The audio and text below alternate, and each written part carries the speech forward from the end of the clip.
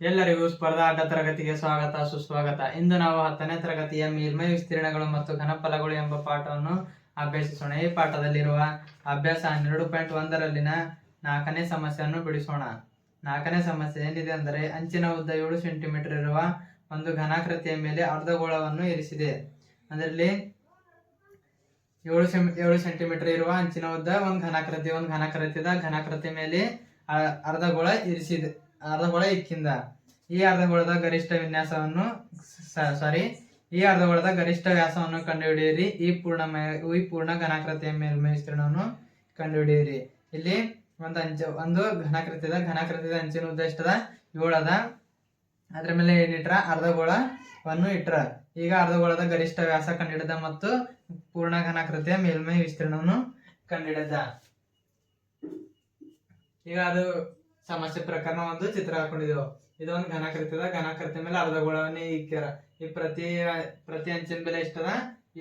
ಪ್ರತಿ ಅಂಚಿಂದು 7 ಸೆಂಟಿಮೀಟರ್ ಅದ. ಘನದ ಅಂಚಿನ ಉದ್ದ ಎಷ್ಟದ? 7 ಸೆಂಟಿಮೀಟರ್. ಈಗ ಇದು ಘನದ ಅಂಚಿನ ಉದ್ದ 7 ಸೆಂಟಿಮೀಟರ್ ಅಂತ ತಿಳ್ಕೊರಿ. ಈಗ ಅರ್ಧಗೋಳದ ವ್ಯಾಸ ಎಷ್ಟಿರ್ತದ? 7 ಸೆಂಟಿಮೀಟರ್ ಇರ್ತದ. ಅರ್ಧಗೋಳದ ವ್ಯಾಸ ಎಷ್ಟಿರ್ತದ? 7 ಸೆಂಟಿಮೀಟರ್. ಈಗ ವ್ಯಾಸದ ಅರ್ಧ ಏನಿರ್ತದ? ತ್ರಿಜ್ಯ ಇರ್ತದೆ. ಈಗ ಅರ್ಧಗೋಳದ ತ್ರಿಜ್ಯ ಎಷ್ಟದ? 3.5 ಸೆಂಟಿಮೀಟರ್ ಅದ. ಈಗ ನಾವು ಬರ್ಕೊಂಬರಿ. ಈಗ ಮತ್ತೆ ಮೊದಲ ಕಂಡಿಡಿದ ಅರ್ಧಗೋಳದ ವ್ಯಾಸ ಎಷ್ಟದ? 7 ಸೆಂಟಿಮೀಟರ್.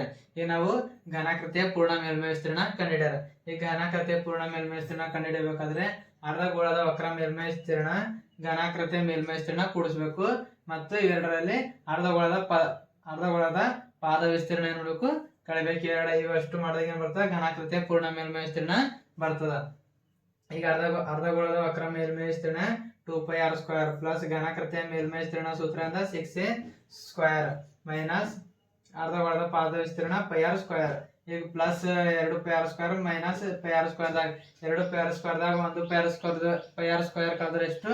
1πr² ಪ್ಲಸ್ a² ಹೆಂಗದ ಹಂಗೆ. ಈಗ ಪೈ ಬೆಲೆಯಿಂದ 22/7. ಇಲ್ಲಿ r ಎಷ್ಟದ? ತ್ರಿಜ್ಯ ಎಷ್ಟದ? 3.5 ಇಂಟು 3.5 ಪ್ಲಸ್ 6a. ಪ್ರತಿ ಅಂಚಿಂದ ಉದ್ದ 7 ಸೆಂಟಿಮೀಟರ್ ಅದ. ಅಸಲಿಂದ a ಬೆಲೆನು 7 ಹೋಲ್ ಸ್ಕ್ವೇರ್.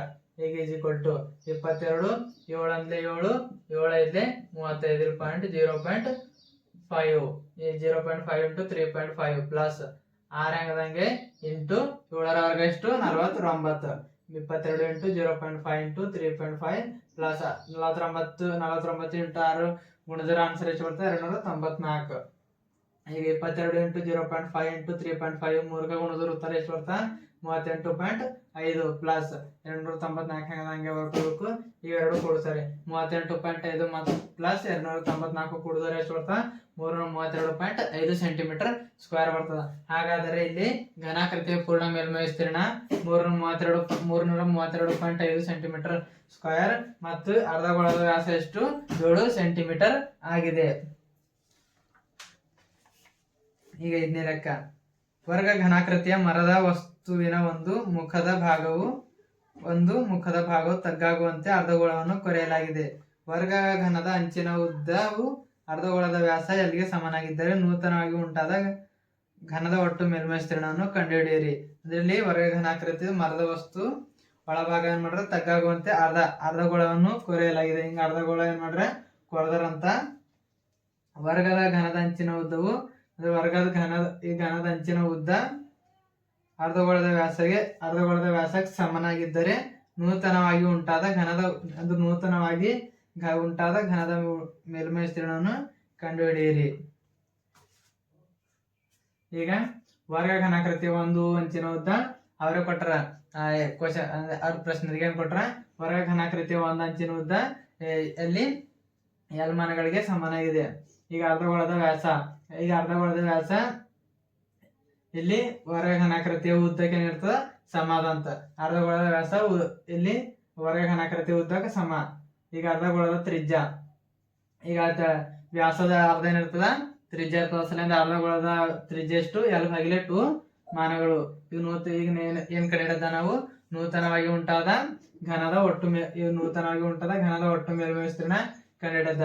ಈಗ ಅದು ಕಂಡುಹಿಡಬೇಕಂದ್ರೆ ನಾವು ವರ್ಗ ಘನದ ಪೂರ್ಣ ಮೇಲ್ಮೈ ವಿಸ್ತೀರ್ಣ ಪ್ಲಸ್ ಅರ್ಧಗೋಳದ ವಕ್ರ ಮೇಲ್ಮೈ ವಿಸ್ತೀರ್ಣ, ಅದರಲ್ಲಿ ನಾವು ವೃತ್ತದ ವಿಸ್ತೀರ್ಣವನ್ನು ಕಳೆದಾಗ ಏನ್ ಬರ್ತದೆ ನಮ್ಗೆ ನೂತನವಾಗಿ ಉಂಟಾದ ಘನದ ಒಟ್ಟು ಮೇಲ್ಮೈ ವಿಸ್ತೀರ್ಣ ಬರ್ತದೆ.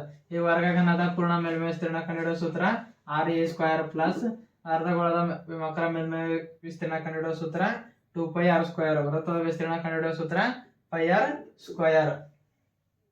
ಈಗ ಇದು ಇಷ್ಟು ಖಾಲಿ ಬಿಡ್ಬೇಕಾಗ್ತದೆ ಸಲಿಂದ್ರೆ ಏನ್ ಮಾಡ್ಬೇಕು ಕಳಿಬೇಕಾಗ್ತದ ಸಲಿಂದ πr². ಈಗ ಇಲ್ಲಿ r² ಹಂಗೆ ಪ್ಲಸ್ 2πr²ದಾಗ 1πr² ಕಳೆದ್ರೆ ಎಷ್ಟು 1πr² ಉಳಿತು. ಈಗ rl² ಪ್ಲಸ್ pr². r ಬೆಲೆಯಿಂದ ಇಲ್ಲಿ ಅರ್ಧಗೋಳ ತ್ರಿಜ್ಯ l/2 ಅದ, l/2 ಹೋಲ್ ಸ್ಕ್ವೇರ್.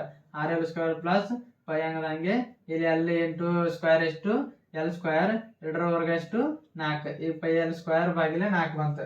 ಈಗ ಎರಡರದಾಗ ಸಾಮಾನ್ಯ ಏನದ ಇಲ್ಲ ಪೈಲೆ ಮಸಾಲ ತಗೋಬೇಕು.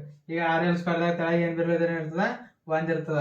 ಈಗ 1 4 4 4 4. ಈಗ 6 4 24 l² ಪ್ಲಸ್ πl²/4 ಉಳಿತು. ಈಗ ಇವೆರಡರದಾಗ ಸಾಮಾನ್ಯ ನೋಡ್ಬೇಕು. l² ಇಲ್ಲಿಂದ ಸಾಮಾನ್ಯ l² ಇರೋದ್ರಿಂದ l² ಭಾಗ 4/4 ಬ್ರಾಕೆಟ್. ಇಲ್ಲಿ l² ಹೊರ ತೆಗೆದು ಇಲ್ಲಿ ಉಳಿತು 24 ಉಳಿತು. ಇಲ್ಲೇನು ಉಳಿತು l² ಹೊರ ತೆಗೆದ ಕಡೆಯಿಂದ ಇಲ್ಲೇನು ಉಳಿತು ಪ್ಲಸ್ ಪೈ ಉಳಿತು. ಈಗ ಇಲ್ಲಿ ಈ l²/4 24 ಪ್ಲಸ್ ಪೈ ಚದರ ಮಾನಗಳು. ಇಲ್ಲಿ ನೂತನವಾಗಿ ಉಂಟಾದ ಘನದ ಒಟ್ಟು ಮೇಲ್ಮೈ ವಿಸ್ತೀರ್ಣ l²/4 ಬ್ರಾಕೆಟ್ 24 ಪ್ಲಸ್ ಪೈ ಚದರ ಮಾನಗಳು. 6ನೇ ಲೆಕ್ಕ ಅನ್ನೋದಂತ ನೋಡೋಣ. ಒಂದು ಅವಿಚ್ಛೇದದ ಕ್ಯಾಪ್ಸೂಲ್ ಆಕಾರವು ಒಂದು ಸಿಲಿಂಡರ್ನ ಪ್ರತಿ ಪಾದಗಳಲ್ಲಿ 2 ಅರ್ಧಗಳನ್ನು ಅಂಟಿಸಿದೆ. ಈ ಚಿತ್ರ 12.10. ಈ ಚಿತ್ರದ ಪ್ರಕಾರ ಒಂದು ಅವಿಚ್ಛೇದ ಕ್ಯಾಪ್ಸೂಲ್ನಾಗೆ ಒಂದು ಸಿಲಿಂಡರ್ ಪ್ರತಿ ಪಾದಗಳಲ್ಲಿ 2 ಅರ್ಧಗಳನ್ನು ಅಂಟಿಸಿದೆ. 2 ಅರ್ಧಗಳನ್ನು ಅಂಟಿಸ್ಯಾರಂತ. ಕ್ಯಾಪ್ಸೂಲ್ನ ಸಂಪೂರ್ಣ ಈ ಸಂಪೂರ್ಣವಾದ ಎಷ್ಟದಂತ 14 ಮಿಲಿಮೀಟರ್, ಅದರ ವ್ಯಾಸ ಎಷ್ಟದಂತ 5 ಮಿಲಿಮೀಟರ್. ಹಾಗಾದರೆ ಅದರ ಮೇಲ್ಮೈ ವಿಸ್ತೀರ್ಣವನ್ನು ಕಂಡುಹಿಡಿಯಿರಿ. ಈಗ ನಾವು ಕ್ಯಾಪ್ಸೂಲ್ನ ಮೇಲ್ಮೈ ವಿಸ್ತೀರ್ಣವನ್ನು ಕಂಡುಹಿಡಿಯೋಣ. ಅದರ ಚಿತ್ರ ಇಲ್ಲಿ ಇಳಿಸ್ಕೊಂಡಿದ್ದೇವೆ. ಇಲ್ಲಿ ಕ್ಯಾಪ್ಸೂಲ್ನ ವ್ಯಾಸ ಎಷ್ಟದಂತ 5 ಮಿಲಿಮೀಟರ್ ಅದಂತ. ಈಗ ನಾವು ಸಿಲಿಂಡರ್ನ ಎತ್ತರ ಕಂಡುಹಿಡಿಬೇಕಾಗ್ತದ. ಈಗ ಇದರದ್ದು ವ್ಯಾಸ ಎಷ್ಟಿರ್ತದ, ಅರ್ಧಗೋಳದ ಎತ್ತರ ಅಷ್ಟಿರ್ತದ. ಈಗ ಅರ್ಧಗೋಳ ಎತ್ತರ ಸಿಲಿಂಡರ್ 14ರಾಗ 5 ಕಳೆದ್ರೆ ಎಷ್ಟು 9 ಇರ್ತದ. ಸಿಲಿಂಡರ್ನ ಎತ್ತರ ಎಷ್ಟು 9 ಮಿಲಿಮೀಟರ್. ಈ ಕ್ಯಾಪ್ಸೂಲ್ನ ಮೇಲ್ಮೈ ವಿಸ್ತೀರ್ಣ ಕಂಡುಹಿಡಿಬೇಕಂದ್ರೆ ನಾವು ಸಿಲಿಂಡರ್ ವಕ್ರ ಮೇಲ್ಮೈ ವಿಸ್ತೀರ್ಣ ಮತ್ತು ಇವೆರಡು ಅರ್ಧಗೋಳದ ಮೇಲ್ಮೈ ವಿಸ್ತೀರ್ಣ ಕೂಡಿದ್ರೆ ಏನ್ ಬರ್ತದ ಕ್ಯಾಪ್ಸೂಲ್ನ ಮೇಲ್ಮೈ ವಿಸ್ತೀರ್ಣ ಬರ್ತದ. ಈ ಸಿಲಿಂಡರ್ದ ಮೇಲ್ಮೈ ವಿಸ್ತೀರ್ಣ ಕಂಡುಹಿಡಿಯೋ ಸೂತ್ರದಿಂದ 2πr(h) ಅದ ಪ್ಲಸ್ ಇಲ್ಲಿ 2 ಬ್ರಾಕೆಟ್. ಅರ್ಧಗೋಳದ ಮೇಲ್ಮೈ ವಿಸ್ತೀರ್ಣ ಕಂಡುಹಿಡಿಯೋ ಸೂತ್ರ 2πr² ಅದ. 2πr² ಬರ್ಕೊಂಡು ಇಲ್ಲಿ 2πr(h) ಪ್ಲಸ್ 2 ಎಷ್ಟು 4πr² ಬರ್ಕೋಬೇಕು. ಈಸ್ ಈಕ್ವಲ್ ಟು 2 ಇಂಟು ಈಗ ಪೈನ ಬೆಲೆ 22/7 ಇಂಟು r ನ ಬೆಲೆ r ತ್ರಿಜ್ಯ ಇಲ್ಲಿ ವ್ಯಾಸದರ್ಧ ಏನಿರ್ತದ ತ್ರಿಜ್ಯ ಇರ್ತದ. 5/2 ಮಾಡಿದ್ರೆ ಉತ್ತರ ಎಷ್ಟು ಬರ್ತದ 2.5 ಬರ್ತದ. ಅಸಲಿಂದ ವ್ಯಾಸ ಎಷ್ಟು 2.5. ಈಗ ಎತ್ತರ height ಎಷ್ಟದ 9 plus 4 into 22/7 into 6 2 ಬರ್ಕೋಬೇಕು.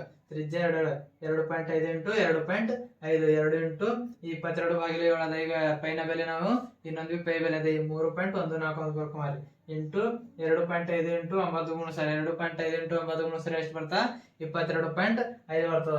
Plus 4 ಹಂಗೆ ಇಂಟು ಇಲ್ಲಿ 22/7 ತಕೊಂಬರಿ 3.14 ತಕೊಂಬರಿ ಇಂಟು 2.5 ಗುಣಿಸಿದ್ರೆ ಎಷ್ಟು ಬರ್ತಾ 6.25 ಬರ್ತದ. ಈಗ 2.2 ಇಂಟು 3.14 ಇಂಟು 22.5 ಇವು 3 ಗುಣಿಸಿದ್ರೆ ಎಷ್ಟು ಬರ್ತಾ 141.3 ಬರ್ತದ. ಪ್ಲಸ್ 4 ಇಂಟು 3.14 ಇಂಟು 6.25 ಗುಣಿಸಿದ್ರೆ ಎಷ್ಟು ಬರ್ತಾ 78.5 ಬರ್ತದ. ಈಗ ಇವೆರಡು ಕೂಡಿದ್ರೆ ಎಷ್ಟು ಬರ್ತಾ 219.8 ಮಿಲಿಮೀಟರ್ ಸ್ಕ್ವೇರ್ ಬರ್ತದ. ಇದ್ರ ಹತ್ತಿರದ ಯಾವ್ದ ಈಗ ಇದರ ಹತ್ತಿರದ 220 ಮಿಲಿಮೀಟರ್ ಸ್ಕ್ವೇರ್ ಅದ. ಅಸಲಿಂದ ಇಲ್ಲಿ ಕ್ಯಾಪ್ಸೂಲ್ನ ಮೇಲ್ಮೈ ವಿಸ್ತೀರ್ಣದಿಂದ 220 ಮಿಲಿಮೀಟರ್ ಸ್ಕ್ವೇರ್. ಕ್ಯಾಪ್ಸೂಲ್ನ ಮೇಲ್ಮೈ ವಿಸ್ತೀರ್ಣ ಎಷ್ಟದ 220 ಮಿಲಿಮೀಟರ್ ಸ್ಕ್ವೇರ್. ಈಗ ನಾವು 7ನೇ ಲೆಕ್ಕ ನೋಡ್ರಿ. ಸಿಲಿಂಡರ್ ವೃತ್ತಾಕಾರದ ಪಾದವನ್ನು ಶಂಕುವು ಸಂಪೂರ್ಣವಾಗಿ ಆವರಿಸುವಂತೆ ಒಂದು ಡೇರೆ ಇದೆ. ಅಂದ್ರೆ ಒಂದು ಡೇರೆದ ಅದು ಸಿಲಿಂಡರ್ ವೃತ್ತಾಕಾರದ ಪಾದವನ್ನು ಶಂಕು. ಈ ಶಂಕುವಿಂದ ಶಂಕು ಸಂಪೂರ್ಣವಾಗಿ ಆವರಿಸುವಂತೆ ಒಂದು ಡೇರೆ ಇದೆ. ಸಿಲಿಂಡರ್ನ ಎತ್ತರ, ಈ ಸಿಲಿಂಡರ್ನ ಎತ್ತರ ಎಷ್ಟದಂತ, ಈ ಸಿಲಿಂಡರ್ನ ಎತ್ತರ 2.1 ಸೆಂಟಿಮೀಟರ್ ಅಂತ ಮತ್ತು 4 ಮೀಟರ್ ಕ್ರಮವಾಗಿ ಇದೆ. ಇಲ್ಲಿ ಸಿಲಿಂಡರ್ದು ಎತ್ತರ ಮತ್ತು ವ್ಯಾಸ ಎಷ್ಟದಂತ 2.1 ಮೀಟರ್ ಆದಂತ ಮತ್ತು 4 ಮೀಟರ್ ಕ್ರಮವಾಗಿ ಇದೆ. ಶಂಕುವಿನ ಓರೆ ಎತ್ತರ, ಈ ಶಂಕುವಿನ ಹಿಂಗೆ ಓರೆ ಎತ್ತರ ಎಷ್ಟಂತ 2.8 ಮೀಟರ್ ಇದೆ. ಆದರೆ ಡೇರೆಯನ್ನು ನಿರ್ಮಿಸಲು ಬಳಸಿದ ತಾಳಪತ್ರೆಯ ವಿಸ್ತೀರ್ಣವನ್ನು ಕಂಡುಹಿಡಿಯಿರಿ. ಹಾಗೆ ತಾಳಪತ್ರೆಯ ದರವು 500 ಪ್ರತಿ ಚದರ ಮೀಟರ್ಗೆ. ಆದರೆ ತಾಳಪತ್ರೆಯನ್ನು ಕೊಳ್ಳಲು ಬೇಕಾಗುವ ಹಣವೆಷ್ಟು? ಡೇರೆಯ ಪಾದವನ್ನು ತಾಳಪತ್ರೆಯಿಂದ ಹಾಸಿರುವುದಿಲ್ಲ ಎಂಬುದನ್ನು ಗಮನಿಸಿ. ಈಗ ಇಲ್ಲಿ ತಾಳಪತ್ರೆ ಕೊಳ್ಳಲು ಬೇಕಾಗುವ ಹಣ ಎಷ್ಟು ಅಂತ ಕೇಳ್ರ. ಮತ್ತಿಲ್ಲಿ ಡೇರೆ ನಿರ್ಮಿಸಲು ಬಳಸಿದ ತಾಳಪತ್ರೆಯ ವಿಸ್ತೀರ್ಣ, ಆ ತಾಳಪತ್ರೆಯ ವಿಸ್ತೀರ್ಣ ಬಿ ಕಂಡಿಡದ ಮತ್ತು ಅದು ಕೊಳ್ಳಲು ಬೇಕಾಗುವ ಹಣ ಬಿ ಕಂಡಿಡದ. ಈಗ ಅದರ ಪ್ರಕಾರ ನಾವು ಒಂದು ಚಿತ್ರ ಹಾಕೊಂಬಾರಿ. ಇಲ್ಲಿ ಸಿಲಿಂಡರ್ ಮತ್ತು ಶಂಕು ಹಾಕೊಂಬಾರಿ. ಈಗ ಸಿಲಿಂಡರ್ನ ಎತ್ತರ ಮತ್ತು ವ್ಯಾಸ ಎಷ್ಟದಂತ 2.1 ಸೆಂಟಿಮೀಟರ್ ಅದಂತ. ಸಿಲಿಂಡರ್ನ ಎತ್ತರ 2.1 ಸೆಂಟಿಮೀಟರ್, ವ್ಯಾಸ ಎಷ್ಟದಂತ 4 ಸೆಂಟಿಮೀಟರ್ ವ್ಯಾಸದಂತ, ಎತ್ತರ 2.1 ಸೆಂಟಿಮೀಟರ್ ಅಂತ. ಈಗ ನಾವು ಡೇರೆಗೆ ಬಳಸಿದ ತಾಳಪತ್ರೆ ವಿಸ್ತೀರ್ಣ ಕಂಡಿಡೋಣ. ಡೇರೆಗೆ ಬಳಸಿದ ತಾಳಪತ್ರೆ ವಿಸ್ತೀರ್ಣ ಶಂಕುವಿನ ಅದು ಕಂಡುಹಿಡಬೇಕಾದ್ರೆ ಶಂಕುವಿನ ಮೇಲ್ಮೈ ವಿಸ್ತೀರ್ಣ, ಈ ಶಂಕುವಿಂದು ಮೇಲ್ಮೈ ವಿಸ್ತೀರ್ಣ ಮತ್ತು ಸಿಲಿಂಡರ್ನ ಮೇಲ್ಮೈ ವಿಸ್ತೀರ್ಣ ಎರಡು ಕೂಡುವುದರ ಏನು ಬರ್ತದ, ಡೇರೆಗೆ ಬಳಸಿದ ತಾಳಪತ್ರೆಯ ವಿಸ್ತೀರ್ಣ ಬರ್ತದ. ಈಗ ಶಂಕುವಿನ ಮೇಲ್ಮೈ ವಿಸ್ತೀರ್ಣ ಕಂಡುಹಿಡಿಯೋ ಸೂತ್ರ πRL ಪ್ಲಸ್ ಸಿಲಿಂಡರ್ನ ಮೇಲ್ಮೈ ವಿಸ್ತೀರ್ಣ ಕಂಡುಹಿಡಿಯೋ ಸೂತ್ರ 2πRH. ಈ ಎರಡರದ ಕಾಮನ್ ಏನದ πR ಹೊರಗೆ ತೆಗೆದೆವು. ಬ್ರಾಕೆಟ್ ಇಲ್ಲಿ ಏನುಳಿತು L ಪ್ಲಸ್ ಇಲ್ಲಿ ಏನುಳಿತು 2H ಉಳಿತು. ಅಸಲಿಂದ 2H ಹೈಟ್ ಹಾಕೊಂಡೆವು. ಈಗ ಪೈ ಬೆಲೆಯಿಂದ 22/7 ಇಂಟು R ಬೆಲೆ. ಈಗ ವ್ಯಾಸ ಎಷ್ಟದಂತ, ಅಲ್ಲಿ ವ್ಯಾಸ 4 ಅದಂತ. ವ್ಯಾಸ 4 ಇದ್ದಿಂದ ತ್ರಿಜ್ಯ ಎಷ್ಟಿರ್ತದ, ವ್ಯಾಸದ ಅರ್ಧ 4 ಅದಲ್ಲಿ ತ್ರಿಜ್ಯ 2 ಇರ್ತದ. ಈ 2 ಇಂಟು ಬ್ರಾಕೆಟ್ ಇಲ್ಲಿ ಅಲ್ಲಿ ಎಷ್ಟದಂತ, ಇಲ್ಲಿ ಓರೆ ಎತ್ತರ ಎಲ್ಲ ಅಸಲಿಂದ ಎಲ್ಲು 2.8 ಪ್ಲಸ್ 2 ಇಲ್ಲಿ ಎಷ್ಟು 2.8 ಪ್ಲಸ್ ಇಲ್ಲಿ 2 ಇಂಟು ಹೈಟ್ ಎತ್ತರ ಎಷ್ಟದ 2.1 ಸೆಂಟಿಮೀಟರ್ ಅದ. 2.1 ಮೀಟರ್ ಅದ. 2.1 ಮೀಟರ್ ಅದ. 2.1 22/7 ಇಂಟು 2 ಹಂಗದಂಗೆ ಬ್ರಾಕೆಟ್ 2 ಪ್ಲಸ್ 8 ಹಂಗದಂಗೆ 2 ಇಂಟು 2.1 ಎಷ್ಟದ 4.2 ಆಯ್ತ. ಬ್ರಾಕೆಟ್ 22/7 ಇಂಟು 2 ಹಂಗದಂಗೆ ಈಗ 2.8 4 ಪ್ಲಸ್ 2 ಕೂಡಿದ್ರೆ ಎಷ್ಟಿರ್ತದ 7 ಬರ್ತದ. ಆನ್ಸರು 7. 7 ಅಂದೆ 7 22 ಇಲ್ಲಿ ಎಷ್ಟು ಉಳಿತು, 22 ಇಂಟು 2 ಉಳಿತು. 22 2 ಎಷ್ಟು 44 ಮೀಟರ್ ಸ್ಕ್ವೇರ್ ಬಂತು. ಈಗ ಇಲ್ಲಿ ಡೇರಿಗೆ ಬಳಸಿದ ತಾಳಪತ್ರೆ ವಿಸ್ತೀರ್ಣ ಎಷ್ಟು 44 ಮೀಟರ್ ಸ್ಕ್ವೇರ್. ಹಾಗಾದರೆ ನಾವು 500 ಪ್ರತಿ ಚದರ ಮೀಟರ್ ಆಗ್ಯದ. ತಾಳಪತ್ರೆ ಬೇಕಾಗಿ ಕೊಳ್ಳೋ ಎಷ್ಟು 500 ಮೀಟರ್ ನಂತ ಇದ್ದಾಗ 400 ಮೀಟರ್ ಸ್ಕ್ವೇರ್. ತಾಳಪತ್ರೆಗೆ ತಗೊಳ್ಳೋ ವೆಚ್ಚ ಈ 44 ಇಂಟು 500 ಗುಣಿಸ್ಬೇಕು. ಈ ಗುಣಿಸಿದ್ರೆ ಎಷ್ಟು ಬರ್ತದೆ 22,000 ರೂಪಾಯಿಗಳು ಬರ್ತದ. ಹಾಗಾದರೆ ಇಲ್ಲಿ ತಾಳಪತ್ರೆ ಕೊಳ್ಳಲು ಬೇಕಾಗೋ ಹಣ ಎಷ್ಟು ಅಂದ್ರ 22,000 ರೂಪಾಯಿಗಳು. 8ನೇ ಲೆಕ್ಕ. ಒಂದು ಘನ ಸಿಲಿಂಡರ್ನ ಎತ್ತರ 2.4 ಮೀಟರ್ ಮತ್ತು ವ್ಯಾಸ 1.4 ಮೀಟರ್ ಇದೆ. ಇದರಿಂದ ಒಂದೇ ಎತ್ತರ ಮತ್ತು ಒಂದೇ ವ್ಯಾಸವನ್ನು ಹೊಂದಿರುವ ಒಂದು ಶಂಕುವಿನ ಆಕಾರದಲ್ಲಿ ಕೊರೆದು ಟಳ್ಳಾಗಿಸಿದೆ. ನೂತನ ಘನದ ಒಟ್ಟು ಮೇಲ್ಮೈ ವಿಸ್ತೀರ್ಣವನ್ನು ಅತ್ಯಂತ ಸಮೀಪದ ಬೆಲೆಗೆ ಸೆಂಟಿಮೀಟರ್ ಸ್ಕ್ವೇರ್ ನಲ್ಲಿ ಕಂಡುಹಿಡಿಯಿರಿ. ಅಂದ್ರೆ ಇಲ್ಲಿ ಒಂದು ಘನ ಸಿಲಿಂಡರ್ ಅದ. ಅದ್ರ ಎತ್ತರ ಎಷ್ಟದ 2.4 ಮೀಟರ್, ವ್ಯಾಸ 1.4 ಮೀಟರ್ ಅದ. ಇದರಿಂದ ಒಂದೇ ಎತ್ತರ ಒಂದೇ ಮತ್ತು ಎತ್ತರ ಒಂದೇ ವ್ಯಾಸದಿಂದ ನೋಡ್ರ ಒಂದು ಶಂಕುವಿನ ಆಕಾರ ಕೊರೆದು ಟಳ್ಳಾಗಿಸ್ಯಾರ. ಹಾಗಾದ್ರೆ ಅದರ ನೂತನ ಘನದ ಒಟ್ಟು ಮೇಲ್ಮೈ ವಿಸ್ತೀರ್ಣ ಕಂಡುಹಿಡಿಯದ ಮತ್ತು ಅತ್ಯಂತ ಸಮೀಪದ ಬೆಲೆಗೆ ಸೆಂಟಿಮೀಟರ್ ಸ್ಕ್ವೇರ್ ನಲ್ಲಿ ಕಂಡುಹಿಡಿ ಅಂತ ಹೇಳ್ಯಾರ. ಈಗ ಚಿತ್ರದ ಪ್ರಕಾರ ಸರಿಯಾದ ಸಮಸ್ಯೆ ಪ್ರಕಾರ ಒಂದು ಚಿತ್ರ ಎಳಿಸ್ಕೊಂಡಿದ್ದೆವು. ಎಷ್ಟು ಅಂತ ಸಿಲಿಂಡರ್ ಎತ್ತರ 2.4 ಮೀಟರ್, ವ್ಯಾಸ 1.4 ಮೀಟರ್ ಅಂತ. ಅದೇ ಎತ್ತರ ಮತ್ತು ಅದೇ ವ್ಯಾಸವನ್ನು ಹೊಂದಿರುವ ಶಂಕುವಿನ ಆಕಾರದ ಅದರದ್ದು ಓರೆ ಎತ್ತರ ಕಂಡುಹಿಡ್ರಿ. ಈ ಸಿಲಿಂಡರ್ನ ವ್ಯಾಸ ಎಷ್ಟದ 1.4 ಮೀಟರ್. ಈಗ ತ್ರಿಜ್ಯ ಕಂಡುಹಿಡಬೇಕಾದ್ರೆ ವ್ಯಾಸದ ಅರ್ಧ ಏನಿರ್ತದ ತ್ರಿಜ್ಯ ಇರ್ತದ. ಸಿಲಿಂಡರ್ನ ತ್ರಿಜ್ಯ 1.4/2 1.4 ಭಾಗದಾಗ 2 ಮಾಡಿದ್ರೆ ಎಷ್ಟು 0.7. ಈ ಸಿಲಿಂಡರ್ನ ಎತ್ತರ ಎಷ್ಟದ, ಸಿಲಿಂಡರ್ನ ಎತ್ತರ 2.4 ಮೀಟರ್ ಅದ. ಸಿಲಿಂಡರ್ನ ಎತ್ತರ 2.4 ಮೀಟರ್. ಶಂಕುವಿನ ತ್ರಿಜ್ಯ ಈಗ ಅವರು ಅದೇ ಒಂದೇ ವ್ಯಾಸ ಅಂತ ಹೇಳ್ಯಾರ. ಈ ಶಂಕುವಿನ ಎತ್ತರ ಎಷ್ಟು ಇರ್ತದ 2.4 ಮೀಟರ್ ಇರ್ತದ. ಮತ್ತೆ ಶಂಕುವಿನ ತ್ರಿಜ್ಯ ಎಷ್ಟು ಇರ್ತದ 0.7 ಸೆಂಟಿಮೀಟರ್ ಇರ್ತದ. ಈ ಓರೆ ಎತ್ತರ ಕಂಡಿಡ್ರೆ. ಈಗ ಇದ್ರದ್ದು ಶಂಕುವಿನ ಆಕಾರದ್ದು ಓರೆ ಎತ್ತರ ಹಿಂಗಿದ್ದಿಂದ ಓರೆ ಎತ್ತರ ಕಂಡಿಡ್ರಿ. ಇದೇನದ ಒಂದು ಲಂಬಕೋನ ತ್ರಿಭುಜ ಅದ. ಈ ಲಂಬಕೋನ ತ್ರಿಭುಜದ ಕಡೆಯಿಂದ ನಾವು ಪೈಥಾಗೋರಸ್ನ ಪ್ರಮೇಯ ತಗೊಂಬರ್ರಿ. ಓರೆ ಎತ್ತರ √r² plus r² plus h². ಈಗ ಇಲ್ಲಿ L L² ಇರ್ತದ. ಇಲ್ಲಿ L² ಇರ್ತದ. ಈ ಸ್ಕ್ವೇರ್ ಆಚೆ ಹೋದ್ರೆ ರೂಟ್ ಇರ್ತದ. ಸಲ √r² ಪ್ಲಸ್ h². L ಯಾರ ಎಷ್ಟದಲ್ಲಿ 0. ತ್ರಿಜ್ಯ ಎಷ್ಟದಲ್ಲಿ 0.7 ಹೋಲ್ ಸ್ಕ್ವೇರ್ ಪ್ಲಸ್ ಹೈಟ್ ಎಷ್ಟದಲ್ಲಿ 2.4 ಈಗ L 0.7 ಡಬಲ್ ಮಾಡಿದ್ರೆ ಎಷ್ಟು 0.49 ಪ್ಲಸ್ ಇಲ್ಲಿ 2.4 ಡಬಲ್ ಮಾಡಿದ್ರೆ 5.76 ಆಯ್ತದ. ಈಗ L 2 ಕೂಡಿದ್ರೆ ಎಷ್ಟು 6.2 ಆಯ್ತದ. ಇದು 6.2 ರೂಟ್ 6 ಆಗ್ತದ. L 2.5 ಸೆಂಟಿಮೀಟರ್ ಅಂತ. ಈಗ ಓರೆ ಎತ್ತರ ಎಷ್ಟು ಬಂತು 2.5 ಸೆಂಟಿಮೀಟರ್ ಅಂತ. ಈಗ ನಾವು ಇಲ್ಲೇನ್ ಮಾಡ್ದ ಘನಾಕೃತಿ ಒಟ್ಟು ಮೇಲ್ಮೈ ವಿಸ್ತೀರ್ಣ ಕಂಡಿಡೋದು. ಈಗ ಘನಾಕೃತಿ ಒಟ್ಟು ಮೇಲ್ಮೈ ವಿಸ್ತೀರ್ಣ ಕಂಡಿಡಬೇಕಾದ್ರೆ ನಾವು ಸಿಲಿಂಡರ್ನ ವಕ್ರ ಮೇಲ್ಮೈ ವಿಸ್ತೀರ್ಣ ಮತ್ತು ಶಂಕುವಿನ ವಕ್ರ ಮೇಲ್ಮೈ ವಿಸ್ತೀರ್ಣ, ಸಿಲಿಂಡರ್ ಪಾದ ವಿಸ್ತೀರ್ಣ ಇವು ಮೂರು ಕೂಡಿದಾಗ ಏನ್ ಬರ್ತದ ಆ ಘನಾಕೃತಿಯ ಒಟ್ಟು ಮೇಲ್ಮೈ ವಿಸ್ತೀರ್ಣ ಬರ್ತದ. ಈಗ ಇಲ್ಲಿ ಸಿಲಿಂಡರ್ ವಕ್ರ ಮೇಲ್ಮೈ ವಿಸ್ತೀರ್ಣದಿಂದ ಸೂತ್ರದಿಂದ 2πr(h) ಅದ ಪ್ಲಸ್ ಶಂಕುವಿನ ವಕ್ರ ಮೇಲ್ಮೈ ವಿಸ್ತೀರ್ಣ ಕಂಡಿಡೋ ಸೂತ್ರ πr ಅದ. ಸಿಲಿಂಡರ್ನ ಪಾದ ವಿಸ್ತೀರ್ಣ ಕಂಡಿಡಿದ್ರ πr² ಅದ. ಇವು ಮೂರದಾಗ ಕಾಮನ್ ಏನೋ ನೋಡ್ಬೇಕು. πr ಏನದ ಇವು ಮೂರದಾಗ ಕಾಮನ್ ಅದ. πr ಹೊರಗ್ತದೆವು. ಇಲ್ಲಿ πr ಹೊರಗ್ತವೆ. ಇಲ್ಲಿ ನೋಡಿತು 2 h ಉಳಿತು. ಇಲ್ಲಿ ನೋಡಿತು L ಉಳಿತು ಪ್ಲಸ್ ಇಲ್ಲಿ ನೋಡಿತು 1 r ಉಳಿತು. ಈಗ ಇದ್ರ ಬೆಲೆ ಹಾಕೊಂಬರಿ. ಪೈನ ಬೆಲೆಯಿಂದ 22/7 ಇಂಟು 0 ಇಲ್ಲಿ 2 22/7 ಇಂಟು ಇಲ್ಲಿ ತ್ರಿಜ್ಯ ಬೆಲೆಯಿಂದ 0.7 ಅದ. ತ್ರಿಜ್ಯ ಬೆಲೆ 0.7 2 ಇಂಟು ಹೈಟ್ ಎಷ್ಟದ 2.4 ಅದ ಪ್ಲಸ್ ಓರೆ ಎತ್ತರದಲ್ಲಿ ಎಷ್ಟದ 2.5 ಅದ ಪ್ಲಸ್ ತ್ರಿಜ್ಯ ಎಷ್ಟದ 0.7 ಅದ. 22 7 1 7 7 10 70 ಅಸಲ 0.1 ಬಂತು. 0.1 ಬ್ರಾಕೆಟ್ ಇಲ್ಲಿ 2 ಇಂಟು 2.4 ಗುಣಿದ್ರೆ ಎಷ್ಟು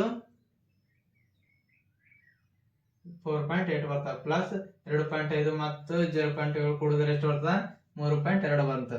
ಈಗ ಇಲ್ಲಿ 22 ಇಂಟು 0.1 22 ಇಂಟು 0.1 ಗುಣಿದ್ರೆ ಎಷ್ಟು 2.2 ಬರ್ತದ ಇಂಟು ಈ 4.8 ಪ್ಲಸ್ 3.2 ಕೂಡಿದ್ರೆ ಎಷ್ಟು ಬರ್ತದ 8 ಬರ್ತದ.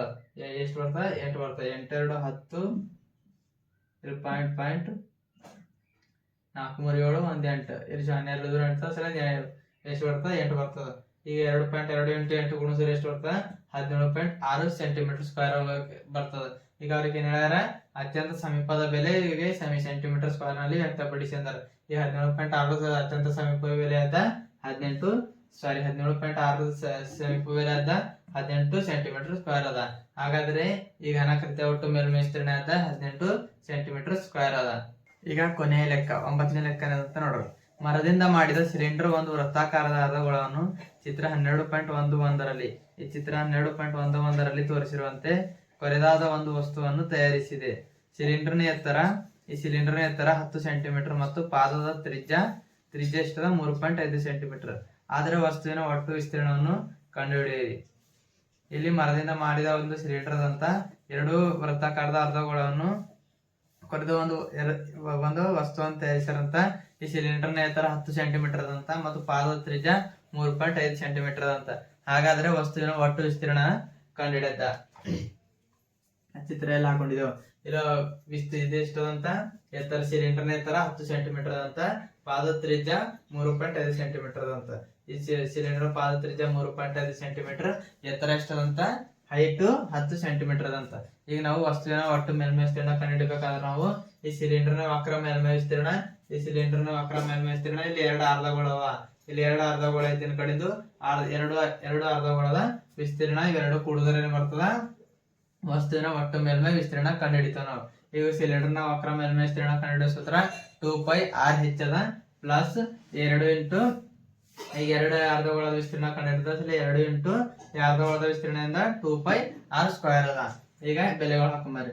2 ಇಂಟು ಪೈನ ಬೆಲೆ 22/7, ತ್ರಿಜ್ಯ ಬೆಲೆ 3.5, ಹೈಟ್ ಎಷ್ಟದ 10 ಪ್ಲಸ್ 2 ಇಂಟು ಇಲ್ಲಿ 2 ಇಂಟು 2 5ನ ಬೆಲೆ 22/7 ಇಲ್ಲಿ ಇಂಟು 6ನ ಬೆಲೆ 3.5 ಹೋಲ್ ಸ್ಕ್ವೇರ್.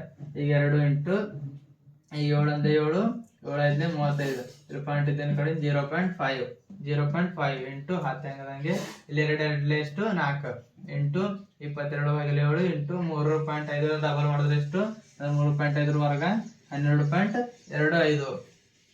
ಈಗ 22 2 44 22 2 ಎಷ್ಟು 44 ಇಂಟು 0.5 ಹೆಂಗದಂಗೆ ಪ್ಲಸ್ 0.5 ಇಂಟು 10 ಗುಣಿಸ್ಕೊಂಡಿದ್ದೇವೆ 0.5 ಇಂಟು 10 ಗುಣಿಸಿದ್ರೆ ಎಷ್ಟು 5 ಪ್ಲಸ್ 4 ಹೆಂಗದಂಗೆ ಇಂಟು ಈಗ 7 1 7 ಈಗ 12.25 ಗುಣಿಸಿದ್ರೆ ಎಷ್ಟು 1.75. ಈಗ 7ಕ್ಕೆ 12.25 ಭಾಗ ಮಾಡಿದ್ರೆ ಎಷ್ಟು 1.75 ಬರ್ತದೆ. ಈಸ್ ಈಕ್ವಲ್ ಟು 44 ಹೆಂಗದಂಗೆ ಇಂಟು 5 ಈಗ 4 ಇಂಟು 22 ಇಂಟು 1.75 3 ಗುಣಿದ್ರೆ ಎಷ್ಟು ಬರ್ತದ 154 ಬರ್ತದ. ಈಗ 44 ಇಂಟು 5 44 ಇಂಟು 5 ಗುಣಿಸಿದ್ರೆ ಎಷ್ಟು ಬರ್ತದ 220 ಬರ್ತದೆ.